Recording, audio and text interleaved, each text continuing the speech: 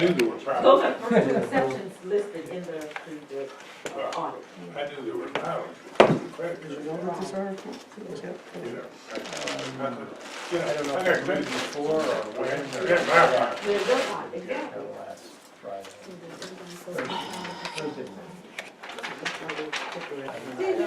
I did go through that. Yeah, I just left there. You know what, this got a motion? I think they gave me two. So far, everybody that's here so far has. She and Dave, Today is they meet every Tuesday. That the, I don't know what kind of sense these minutes from last week are gonna make, but I'm gonna read something. And so, I just go there. please excuse me. you're paying a prosecutor. The police pays a prosecutor, that was the prosecutor.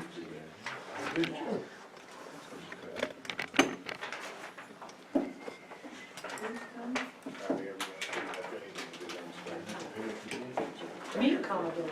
Yeah. I'm good today. Oh, here you go again. You don't realize how much pressure I've been under. I got a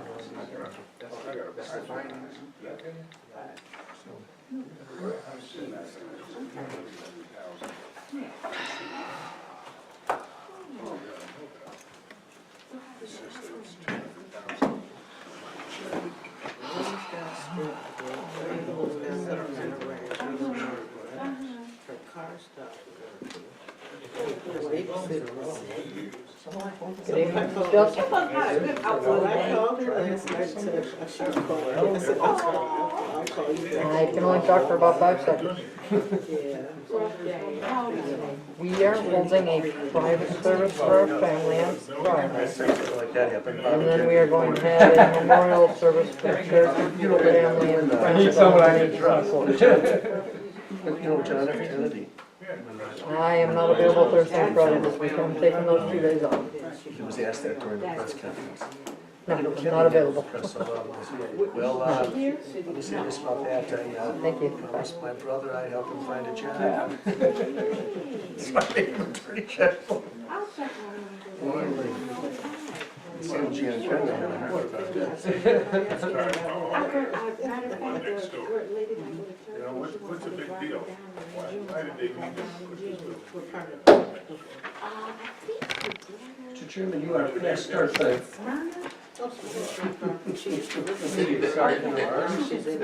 Not that we're being technical. Not that we're being technical or anything. You're on the clock, buddy. You're on the clock. Yeah. I wish. No, I'm telling them. You're on the clock. 7 o'clock. You're on the clock. Yes, I'm on the clock.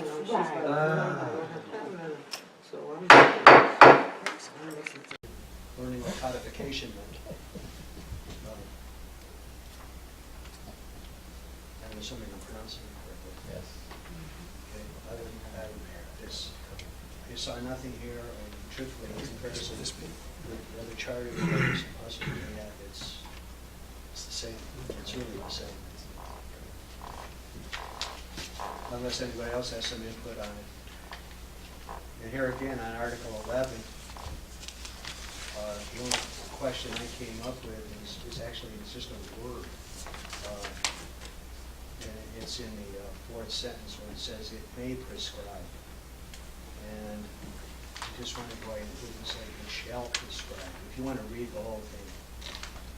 Council may by ordinance grant a non-exclusive franchise to any person, form or corporation to construct or operate a public utility on, across, under, over, or above any public street or real estate within the municipality for a period not in excess of 25 years.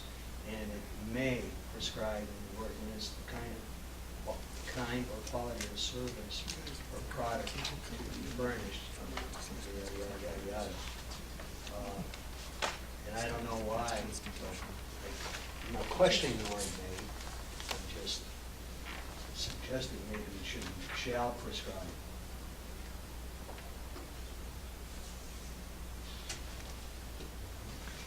There's nothing earth shattering in any of this.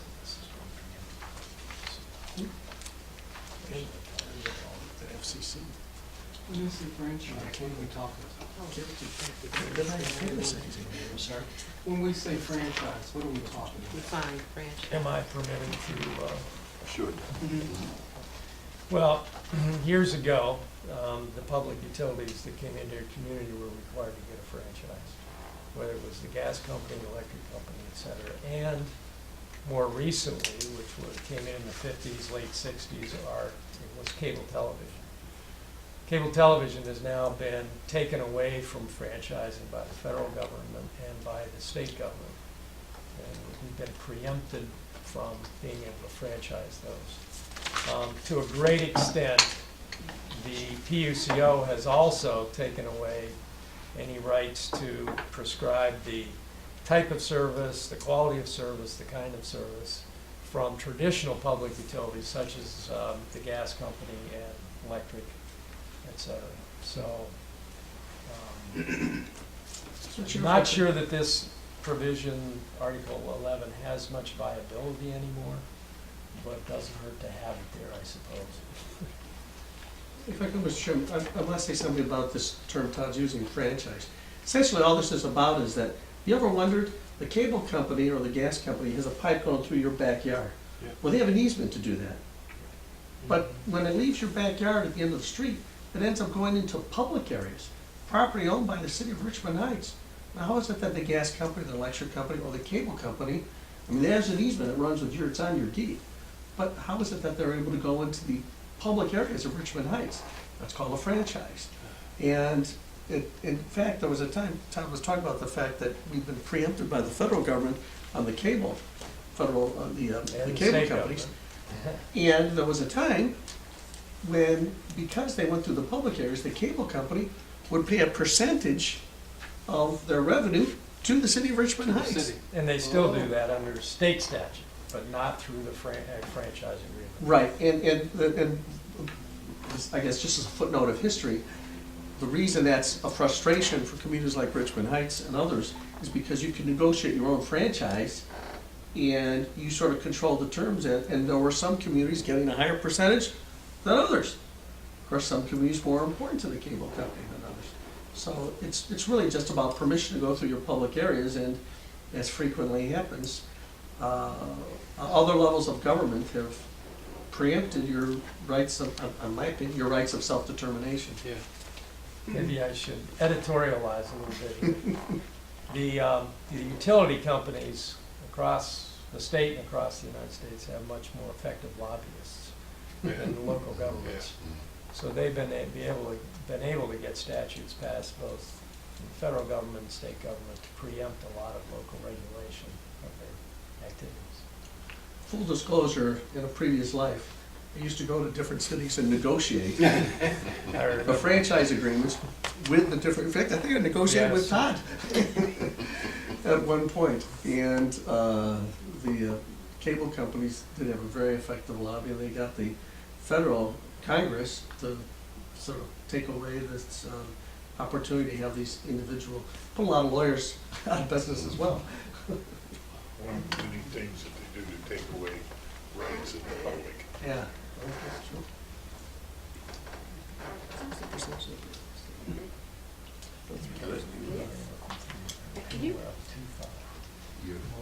I wish I had something That was outrageous to say. We're just, okay. Last week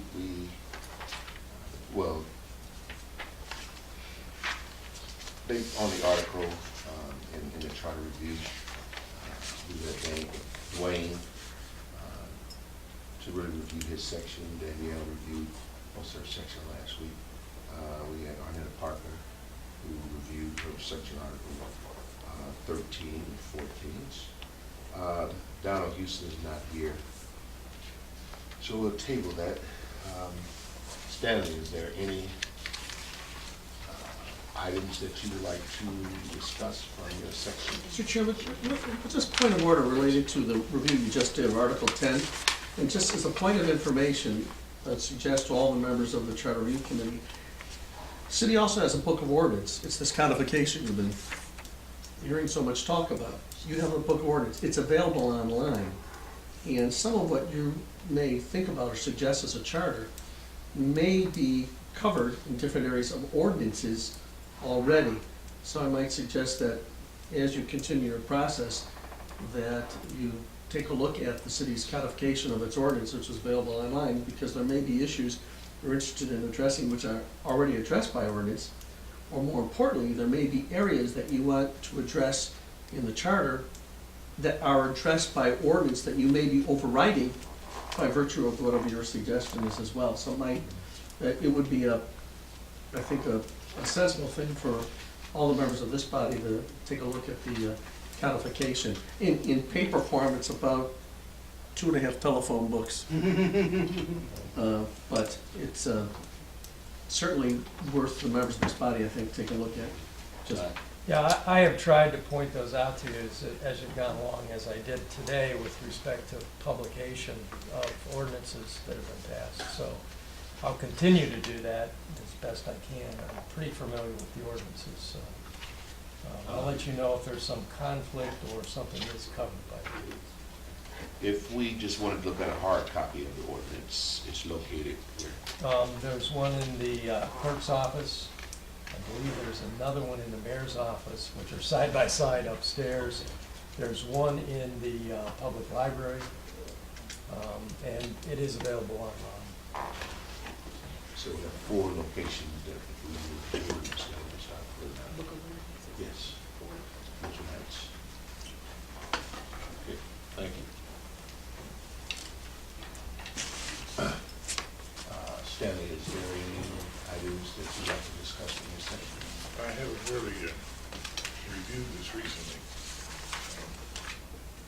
but some of the things that we had talked about were changing the terms of office in December to January 1st. We talked about that. We talked also about maybe limiting the number of terms that a council member could have. So we did do some of that. There. What section are you on? What page? Well, that would probably be page 6. That's section 1.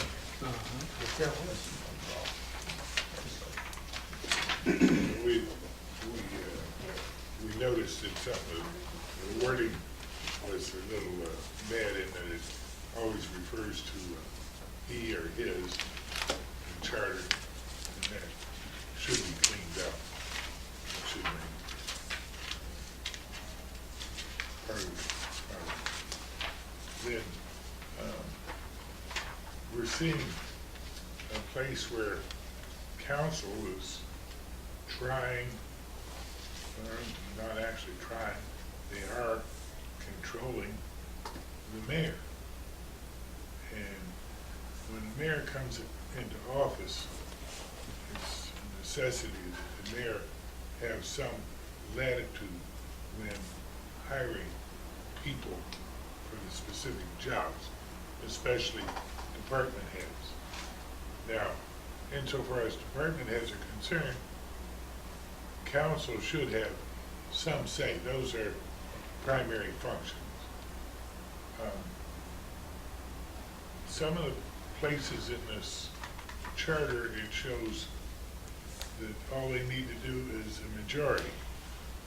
And a majority is not so bad, and not on department heads. But for secretaries and all the other functional people, the council should not be involved. It should all be administrative.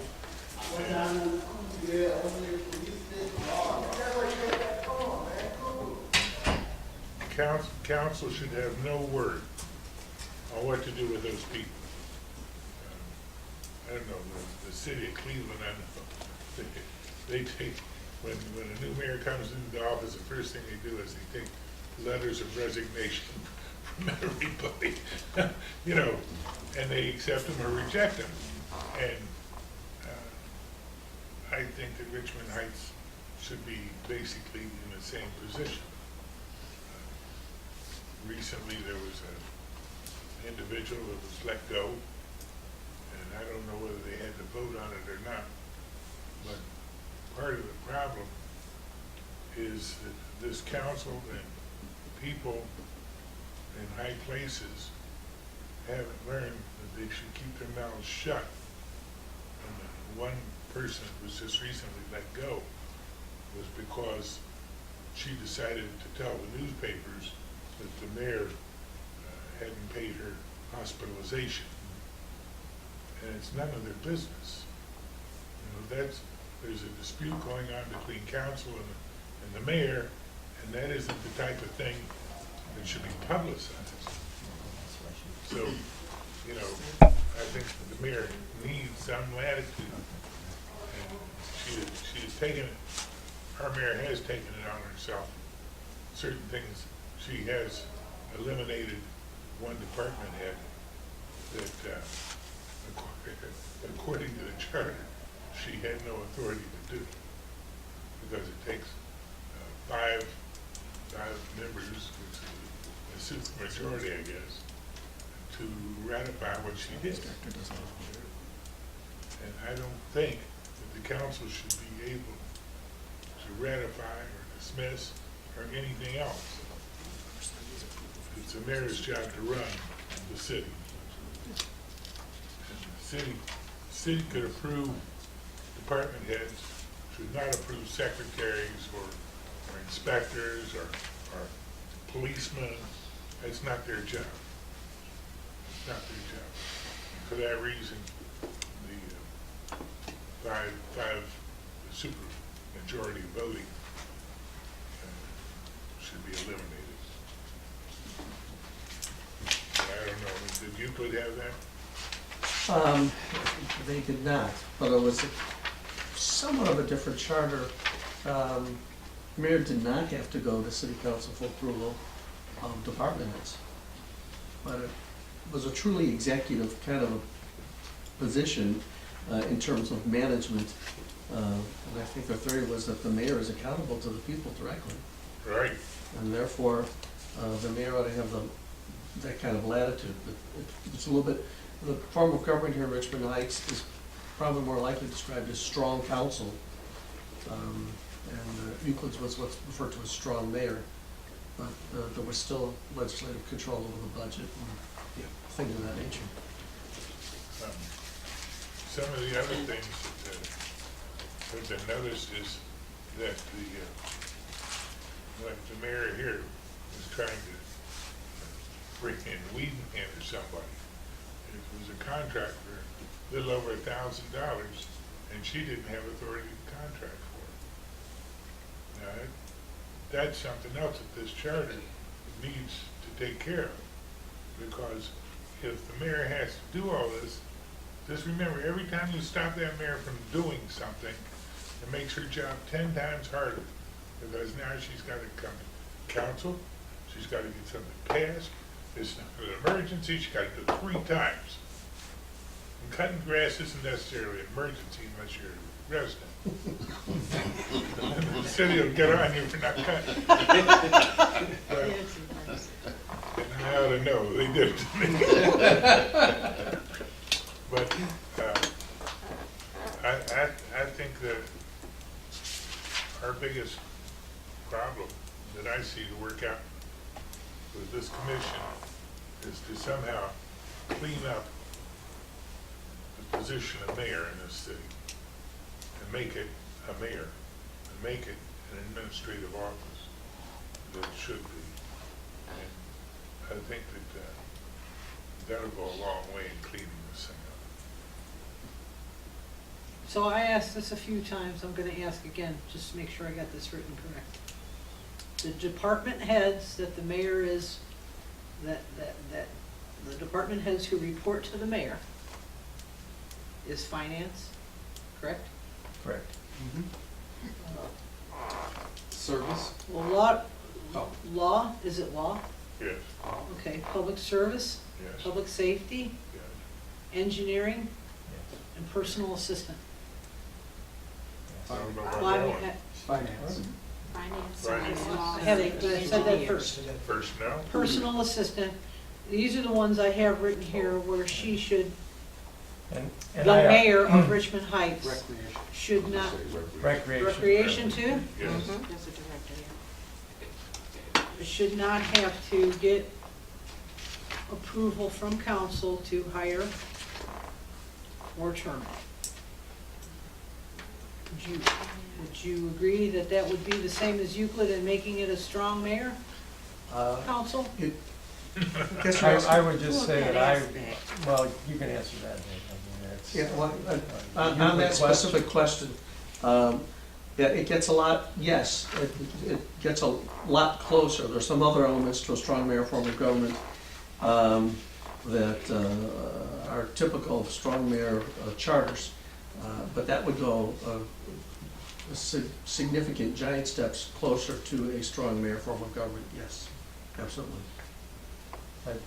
Just to clarify, my position is appointed by the mayor, approved by a majority of council. The mayor does not need approval to terminate my position, terminate me from that position. But I also report to council, boards, and Right. commissions, so Right. I'm attorney Right. for all those entities. Right. The city is my client, so. Right. And for some reason, and there must be a history somewhere way back, the only two that are required to have council approval to terminate are the service director and the city engineer. And I don't know why, Okay. but that dates back probably more than 25 or 30 years. Before my time, I know that. And I know you discussed with us, well, I'm sorry, go ahead, Stephanie. No, I was just saying, the only two that have to, Have council Council approval for approval. termination are the Director of Public Service and Properties and the city engineer. But that charter could change, right? Because those two individuals answer to the mayor, right? Yes, So that part of the charter could change where you don't need council approval. that's The mayor would that's not. within your prerogative to recommend, certainly. And so according to you, when you brought this up, well, you brought it up one time, and then somebody else was in here too that brought it up, the whole competitive bidding, like you, Yeah. he was talking, Stanley Well, I was think talking there's a about- different issue there. I mean, Oh, okay. competitive bidding is at a certain threshold of money for a contract. You go out for competitive bids. I Oh, think okay. what Stanley's talking about, and what I recommended, and Right. the finance director recommended, I believe I gave you actually language to that effect, that there needs to be some amount, up to a certain amount, that the mayor has authority to contract for without council approval. Obviously, council has to appropriate money for those types of things, but not to approve the actual contract. Now, I don't know, like I say, what that amount should be, but I. It was blank in the recommendation. Right, And I don't think the finance. How would we come to that determination? Well, we have a lot of contracts that are less than, say, $5,000 or less, that we're always taking through council. Even if we make it a 5,000, it's a heck of a lot better than what she has. It could be 5, it could be 10. No matter what, I don't think you ought to go over 10. Probably find that 5 is about right. The other is for bids, it's, I Right. think I think it's 25,000 Yeah. and above. Right. There's one point on this that,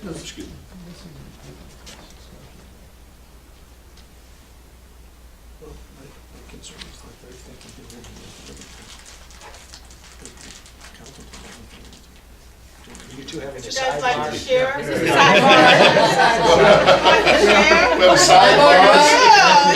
Here's the request. Right. Well, we'll let well, you. I say they should draft a quarterback, he says a receiver. Oh, yeah. Okay. No, there was a, Receiver.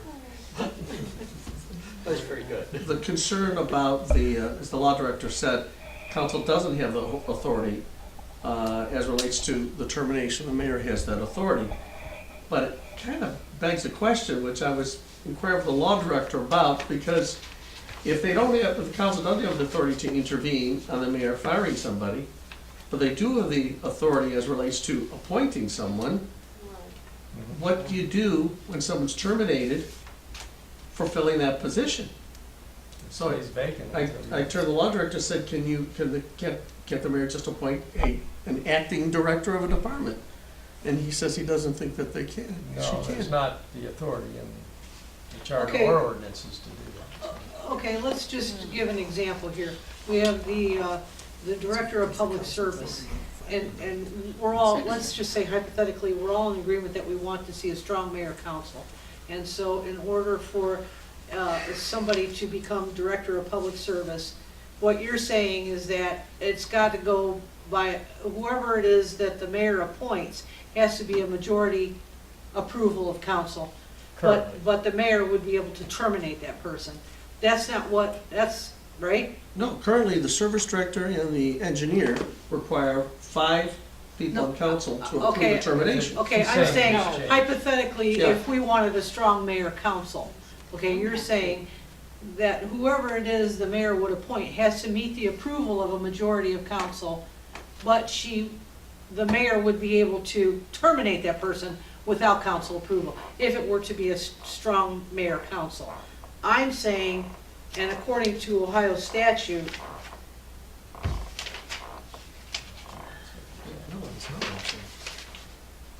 I lost it. No, that's not what I'm saying, though.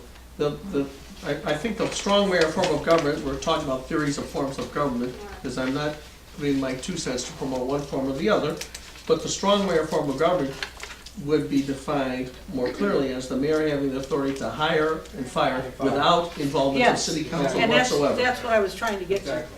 That's what I was trying to get to. I don't mean to interrupt, but on page 10, item B and item G,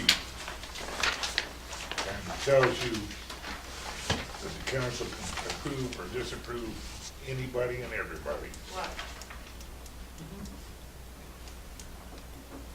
Excuse me, right, and that's one of my concerns, because even if the mayor, the way we're currently operating, has the authority to terminate, then it could also make the mayor a lame duck, because no matter, you can terminate, but then if I can't get anyone else approved, or if I can't put anybody in, what's, Your hands are tied. your hands are totally tied. And that's why I go to Ohio statute here where it says, Okay. shall be elected at a regular municipal election for a term of 4 years and shall assume office on the first day of January next following his election. He shall appoint a director of public service, a director of public safety, and a treasurer. If the mayor is a mayor of a village, blah, blah, blah. If the mayor is a mayor of a city, he shall also appoint a director of law. It does not say anything in here in the Ohio statute about having to get approval from council to hire these people, nor does it say anything about Does it say- termination of them. does it say But shall? doesn't, That's isn't what there it sounds something called the It home uses the word rule? shall. Well, I think what Danielle is trying to say is, she's just saying that that's what state law provides for. Our charter trumps state law. Trump start the home rule, yeah. But I But- think she's using that as an Right, example but I'm saying we for- could go by Well, yeah. Ohio statute, and we would be within Ohio law if we Right. went by Ohio statute, Right. which means that you now have, in this area, a strong mayor. Stronger. Because you really would, What's that? Shanita? Well, it wasn't related to this, it was just an observation that when it came to raises, the council doesn't need a majority there. There's no language there that says In 5-2. and raises. Right, they're giving themselves raises. The Well, they majority, can't there give was them, no they language can't give there. themselves raises while they're in term, so they have to Right, wait. but if I'm, Give it to if 'em. I'm 30 days before, if I know I'm running or whatever, if whoever's running, then I vote for it before. I mean, that's just a play on time and words. They have I to do just it thought it was- before they actually file a petition. That's all fine, I just thought that when it came to giving themselves raises, that there was no language about this majority here. That was just an interesting thing to me. that everything else, with governing the people, we needed a majority, but when it came to giving ourselves raises, we're gonna have a simple majority. Good. Danielle, does it speak on, it says the mayor is allowed to hire the department heads in terms of the state. But what does it say in terms of termination or dismissing department heads? In this section right here, it doesn't state anything on this page. It would be another. I would have to look to see. All right. I think that's important for us. If I recall, the mayor had told us the total authority to hire and terminate. Under the state, If I recall, under the state. yeah. That's correct, unless that particular employee's under civil Civil service. service. Civil service. And most of the time, directors are not within civil service. That's usually. Persons below director level are. Our charter even makes less persons covered by civil service. Okay, here we are. 705.80, appointment and removal of officers, subject to the section 705.01 to 705.92, inclusive of the revised code, all officers, clerks, and employees of the several departments of government of a municipal corporation organized under section blah, blah, blah, inclusive of the revised code and subdivisions thereof, shall be appointed, employed, suspended, or removed by the head of such department. The mayor may, without assignment of reason, remove any department head appointed by him. Now, see, that's kind of throws me off there, appointed by him. So let's say you have a mayor who, in this particular case, beats the incumbent. Can that mayor remove a department head if it was not appointed by him? Yeah. Because, Yes. According to the Okay. charter. Yes. okay, but it's a different mayor. But it doesn't matter, it's the Okay. mayor. It just says the mayor. All right, just clarify. And you all know, now, there's a lot of terminology about civil service. Civil service people can still be terminated, That's they right. just must have due process. That's right. Just cause. You just can't decide to fire them, they have to have done something. I do like the language in the state. So do I. Are there And we any, can have it in the charter yesterday. I'm, what, pardon me? I think the charter, acts on that. any more, information in articles you want to discuss? I think that's what you call feeding potatoes. Well, next week, we should bring to the table on a hard copy the suggestions that each one of us have for any amendments, any kind of suggestions to the charter. And we'll start using the board, the big board, and we'll facilitate what items we have from department heads, from council, and also from this committee. And then it'll be our responsibility to look at each item and see where they come. Some items might come under another umbrella, and it might take, if we have 4 or 5, one item might take care of 4 or 5. So I think we need to come prepared next week to really start looking at each amendment that each of us want to bring to it, because we definitely have deadlines that we need to meet. And somewhere around July 1st, we would like to have what items of amendments, so we can turn it over to the law director and David Lynch, so they can put the language. And then we'll review the language and make sure that's what we're asking for. And so August the 6th, that we can give our blessings and turn it over to the council. So next week, I think we should all come in and ready for the hard copy, facilitate, and start recommending what we need to review in this charter. Are there any more questions or concerns?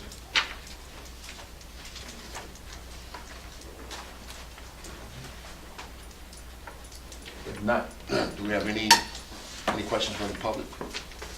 Any concerns or anything? Okay. Our next meeting will be held May 13th, at 6 p.m., right here in the, at Richmond, Richmond City Hall. So if there's no more questions, are there?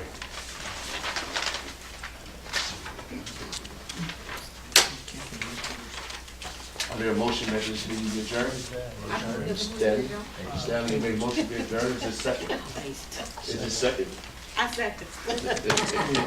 It's been moved to second that this meeting be adjourned, all in favor? Aye. Any opposed? This meeting has been adjourned.